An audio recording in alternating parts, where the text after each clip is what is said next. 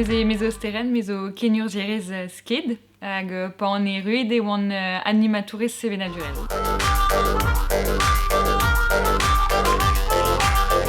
Neus e labourad a ran gant kevredigezhioù zo hag an tiker evit krouiñ darvoudou sevenadurel hag labourad a ran ivez evit lakad tañvan d'ar brezhoneg ar skolioù evit ar vugale pe ma gouri kizdikad a revian d'ar brezhoneg.